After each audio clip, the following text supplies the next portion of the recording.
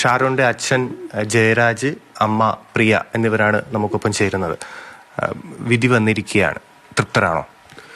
പ്രതിയിൽ തൃപ്തരാണ്. പക്ഷെ ഒരു പാവപ്പഴ പറ്റിയിട്ടുണ്ട്.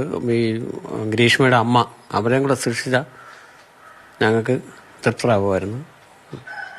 ഗ്രീഷ്മയുടെ അമ്മ പൂർണ്ണമായി ഇതിൽ കുറ്റം ചെയ്തവളാണ്. നേരത്തെ അവളെ മകളെ രക്ഷിക്കാൻ വേണ്ടിയിട്ട് പല കളിയും കളിച്ചവളാണ്.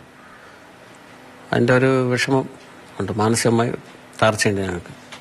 അവളെ അമ്മയെയും ശിക്ഷിക്കണമായിരുന്നു. വെറുതെ വിട്ടതിൽ വിഷമമുണ്ട്. 3 പേരും കൂടെ ചേർന്നാണ് എന്റെ പൊന്നിന് കൊന്നുകളഞ്ഞത്.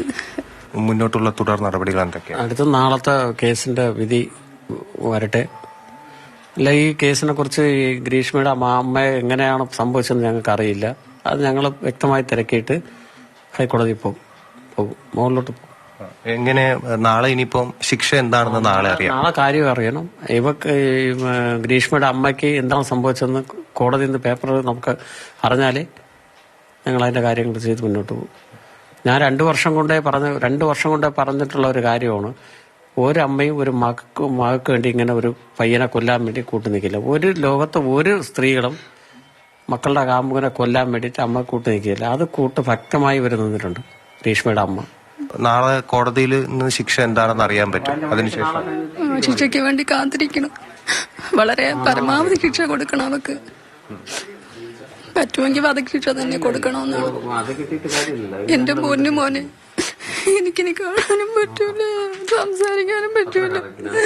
അവന്റെ അമ്മ എന്നുള്ള വിളിയോ എനിക്ക് കേൾക്കാൻ പറ്റൂല. അതും ആ സ്ത്രീയെ അനുഭവിക്കണം. ആ സ്ത്രീ അനുഭവിക്കണം അത് വേദന എന്തെന്ന്.